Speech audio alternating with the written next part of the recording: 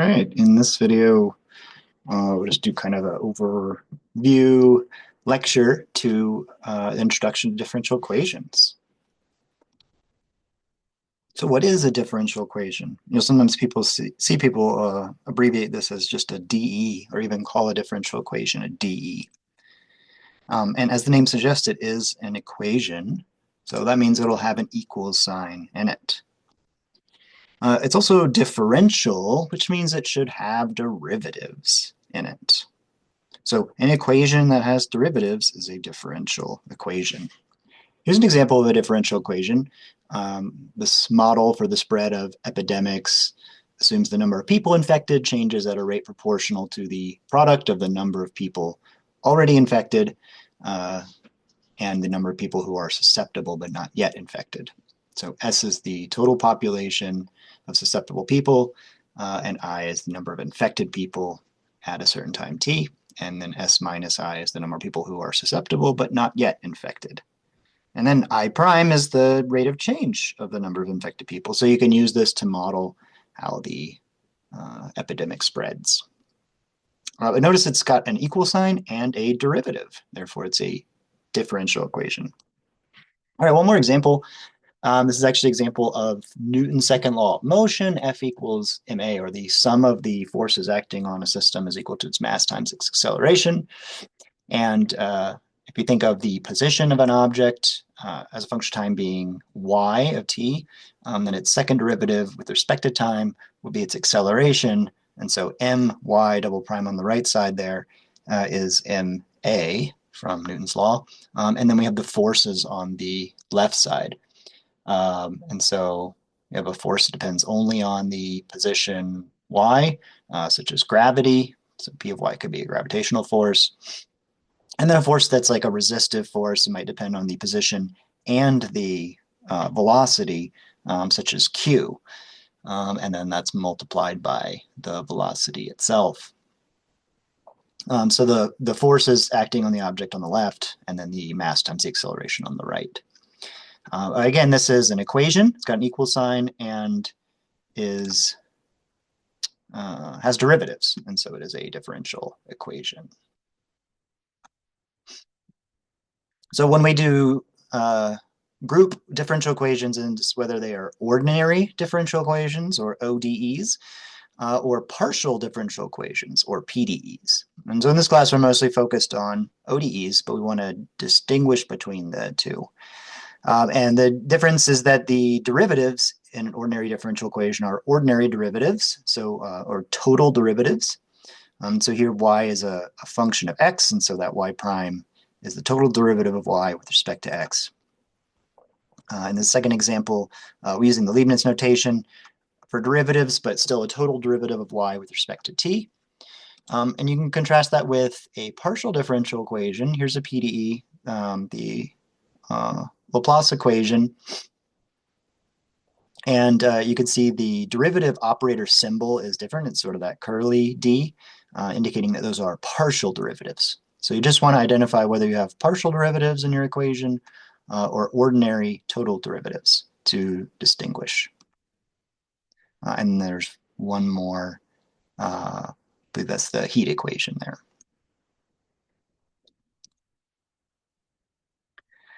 All right, the next thing to use to classify differential equations is the order of the differential equation, and that's going to be the highest derivative that's there. So for a first order differential equation, you'll just have a first derivative.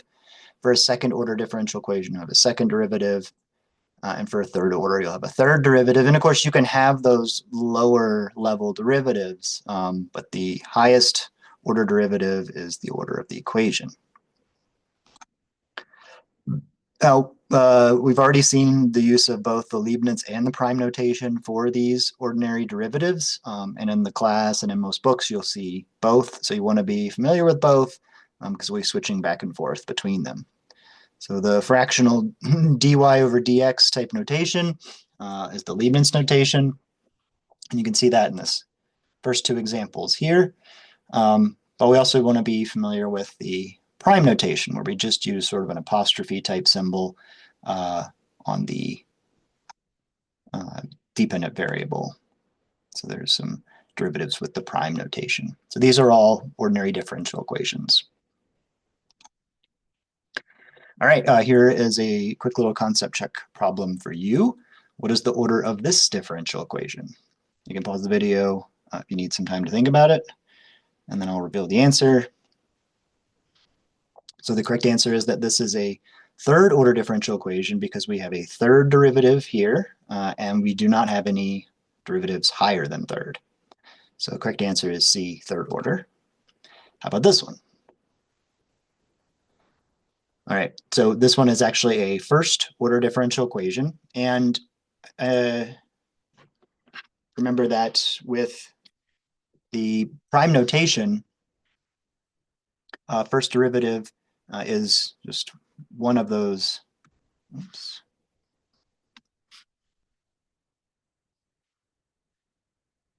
apostrophes. And second derivative, we have two of them.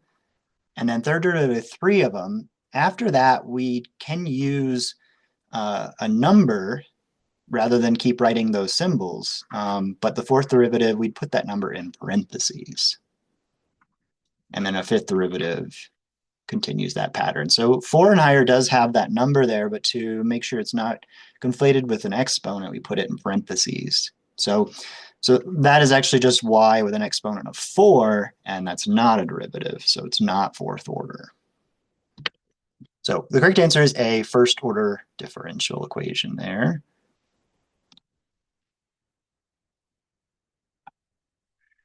All right, and we're going to be solving these differential equations, so we need to know what a solution to a differential equation is.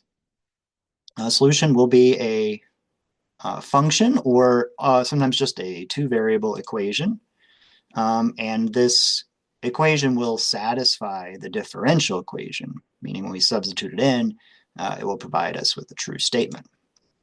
And then for actually finding the solutions, we'll spend most of the course on that. But for that process of kind of validating and seeing that this equation does satisfy the differential equation, that's the first methodology. All right, another thing to talk about are direction fields or slope fields. And so these are graphical representations of differential equations.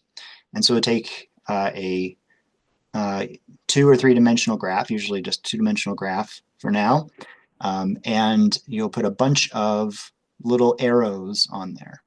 Now you may be thinking that this is like a vector field from Calc 3. It's similar in style to a unit vector field. So a true vector field, the vectors do exist at every point, but they're changing in both magnitude and direction. We're not concerned with magnitude here, and so it's more like a unit vector field where we just look at the direction of them. But also these aren't vectors, they are just little slope markers. And so the direction of each of these arrows corresponds to the slope of the solutions there.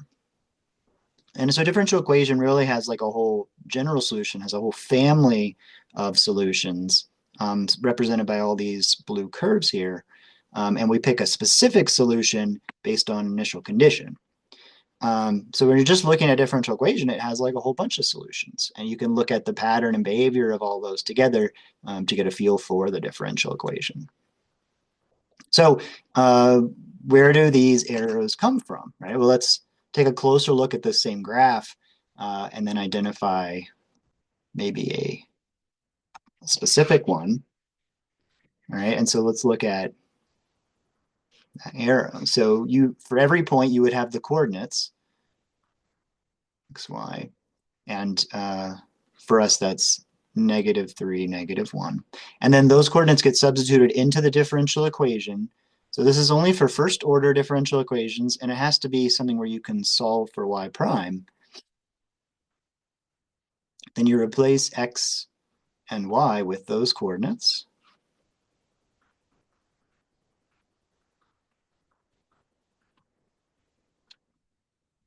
And then you simplify to get your slope number. So let's see, this is 4 minus 1, 1 plus 1. So this turns into 1/2. So we would draw a little line segment or arrow that has a slope of 1/2. So remember, 0 is perfectly flat horizontal, and then 1 is sort of a 45-degree angle, and then a vertical line would have an infinite slope, and things are kind of between there for the positive slope. So there you can see this does look like it's between 0 and 1 in terms of the angle of that slope marker.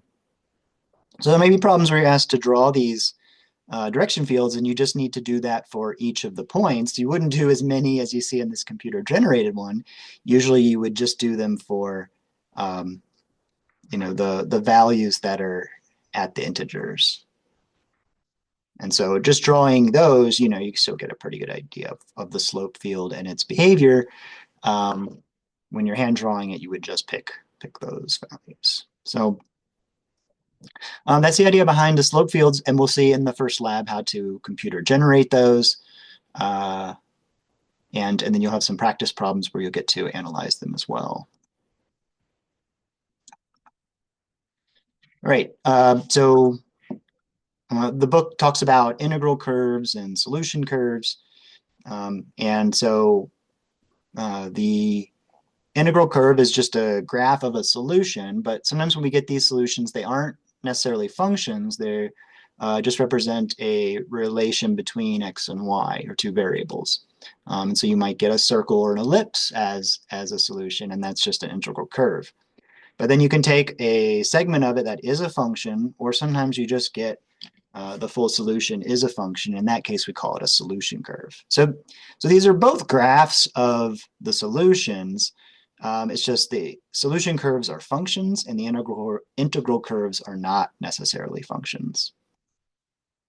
So taking a look at this direction field, again, all the lines you see drawn are solutions.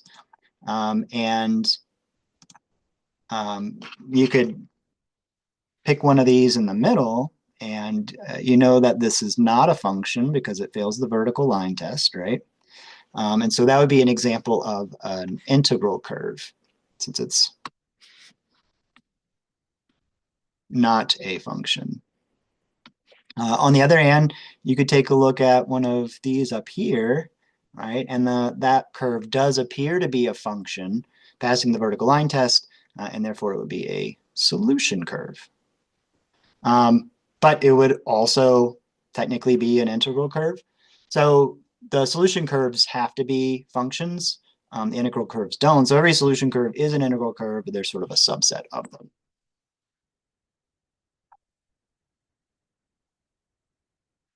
Right. So something that's not in the textbook, but is often required in the curriculum is this phase line analysis. And so we would look at a first order differential equation that's autonomous, so the independent variable doesn't appear. And we basically look at when that first derivative is equal to 0 for what values of the solution it is. And then look at whether it's sort of positive or negative above that to see whether the derivative represents, the derivative being positive represents the solution increasing, or derivative being negative represents the solution decreasing. And that gives you this graph of the solution and this sort of phase line analysis. So when it's all factored, you can see that the y values that would make the derivative 0 are a, b, and c. And so we hit the 0 mark at a, b, and c. And then in between there, you would just have to test points, like testing 2 and then 3 and 5 to see whether it's positive or negative, right? You just want to know whether the first derivative is positive or negative, and then you can draw a curve going through there. On the corresponding vertical line graph, you order those same zeros going up, and then you draw an up arrow for when it's positive. So positive less than a, so arrow's going up. And then between a and b, it's negative, so the arrow's going down. Between b and c, there it's positive, so the arrow's going up. And then at greater than c, it's negative, and so the arrow's going down. So if we look at a specific example here, y prime equals 1 over 10, y squared, y plus 2, y minus 3. So in this case, A is 0, B is -2, and C is 3. So -2, 0, and 3 are where it hits 0. And then you can pick a value less than -2 and plug it in here, and it'll be positive. And then if you pick -1, it'll be negative. If you pick 1 or 2, it'll be negative. And if you pick something greater than 3, it'll be positive. And so you get this graph. You'll notice the multiplicity of these roots does indicate the behavior of the graph near them, right? So for multiplicity 1, it's just going to cross. And then for multiplicity 2, it will bounce, just like it did with polynomials. And then we can classify these points as stable, semi-stable, or unstable. And so they're stable if the arrows both point towards them. Now this one doesn't have the arrows drawn on this graph, but it could, since less than -2 is positive, it would be an arrow going up there. And then between -2 and 0, it's negative, so the arrow would be going down. So if the arrows are both pointing towards that one, then it's considered stable because all the solutions nearby are going to be drawn to that y value, right? And so you see that here, these above or below, they're both going towards that as sort of an end behavior point. So it's a stable final state. Between 0 and 3, it's negative, and so we draw it down. And so if you have both arrows pointed down on either side or both pointed up, that means you have kind of one going away, the one below is going away, and then one going toward, and so it's called semi-stable.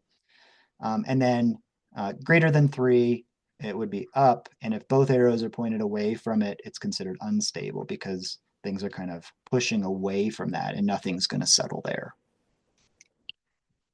So you see that, in the actual slope field graph of these solution curves that that these y values are where things either kind of are drawn to or repelled from.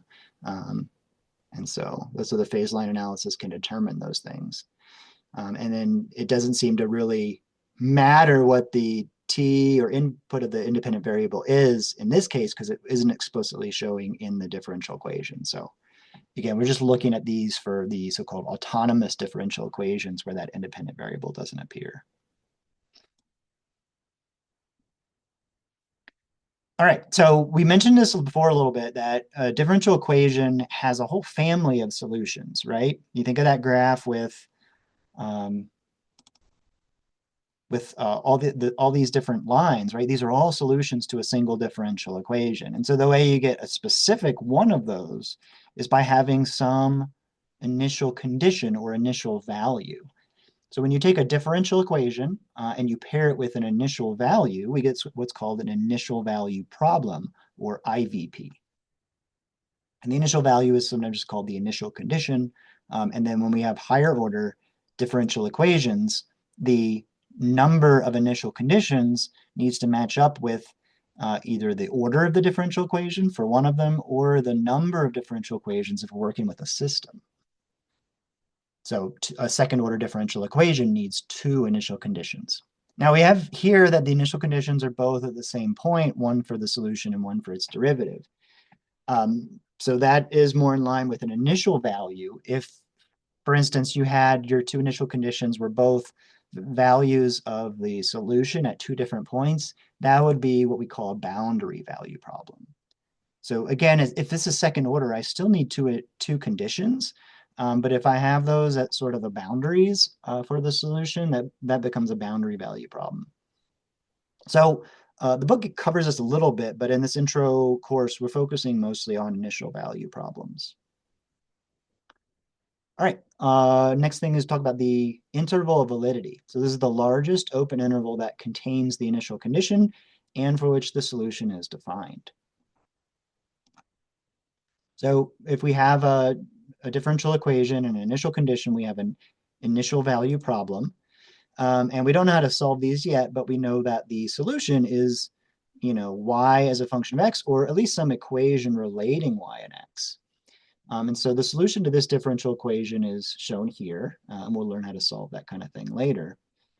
And so once you get your solution, you would look at its domain, because the domain tells you intervals on which the solution is valid. And so for this solution, the domain is these two disjoint intervals, -infinity to 0 and 0 to infinity. Because of that 1 over x, it's undefined at x equals 0. So these are the two intervals to choose from, and then we pick the one that contains the initial condition. So again, the solution's not valid on the whole real number line because of this discontinuity at x equals 0. And you want to tell somebody where it is valid, and you want like a continuous interval. So you have to pick one of these. Since our initial condition is at 1, x equals 1, we would pick the interval from 0 to infinity. So that interval from 0 to infinity is the largest open interval on which the solution is valid. That contains the initial condition, and therefore it's the interval of validity. Notice if I change that initial condition, the solution is the same because it comes right from the differential equation. But this time I would pick the other interval because that's where the one that includes x equals -1. All right, so wrapping up, here's an example for you to find the interval validity. The solution to this differential equation y prime equals secant squared of x, paired with the initial condition y pi equals 0, is y equals tangent of x. What is my interval of validity? Right, so the tangent function, it has a domain that consists of a bunch of intervals, and one of them is -pi/2 to pi/2. And then it's intervals that are that same width, the width of pi, and they just kind of keep repeating, right? And they're separated by those asymptotes. So any one of those intervals, the solution is valid. We want the one that contains the initial condition. And the initial condition is for the input x being pi. Therefore, we want the interval to the right of that, which is interval from pi/2 to 3 pi/2. So the correct answer is C, pi/2 to 3 pi/2. And if you're in trouble with those, go ahead and graph the solution, and then put a dot where the initial condition is and kind of look at what that continuous interval would look like. All right, so this presentation by Matthew Watts contains images and text from the William Trench textbook, Elementary Differential Equations with Boundary Value Problems. And I accessed it from the LibreText site, but you can get it from the Digital Commons link there. And that resource is Creative Commons by NCSA. So yeah, thanks to Trench for providing that open educational resource. All right, see you in the next video.